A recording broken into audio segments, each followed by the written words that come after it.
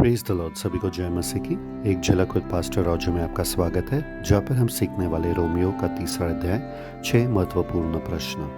ये अध्याय जो है 6 भागों में विभाजित किया गया है। पहला, दूसरा, तीसरा, चौथा, पांचवा और छठा प्रश्न और उत्तर।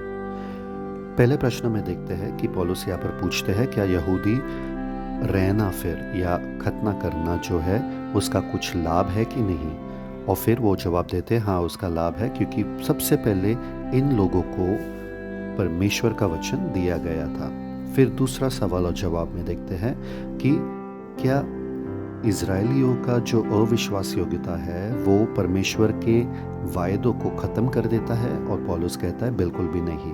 और फिर बाद में बोलता है पौलुस तीसरे प्रश्न कि अगर हमारा जो अधर्म है वो परमेश्वर के धार्मिकता को बाहर लाता है तो परमेश्वर क्या न्यायी है जब वो हमें पनिशमेंट देते हैं या हमें सज़ा देते हैं। और फिर बाद में पौलुस वहाँ पर उसका जवाब देते हैं कि अगर तुम ये सब सोच रहे हो तो ये गलत है, क्योंकि जो ऐसे सोचते हैं उनका न्याय होना ज़रूरी है। फिर उसके बाद चौथा सवाल और जवाब, जहाँ पर पौलुस कहते हैं क्या यहूदी लोग जो है वो दूसरे लोगों से बेहतर है क्या।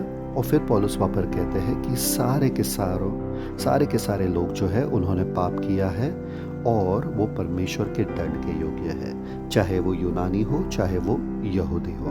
और पांचवा सवाल और जवाब में देखते हैं कि परमेश्वर लोगों को फिर कैसे बचाते हैं।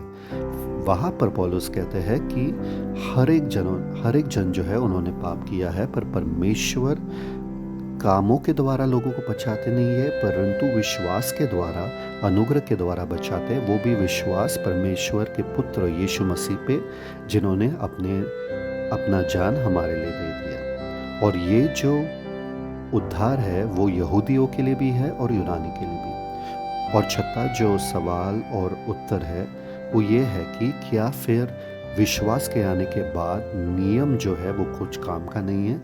तो फिर बाद में उस पे जवाब देते हैं कि ऑन द कॉन्ट्ररी जो है कि विश्वास नियम को पूरा कर देता है।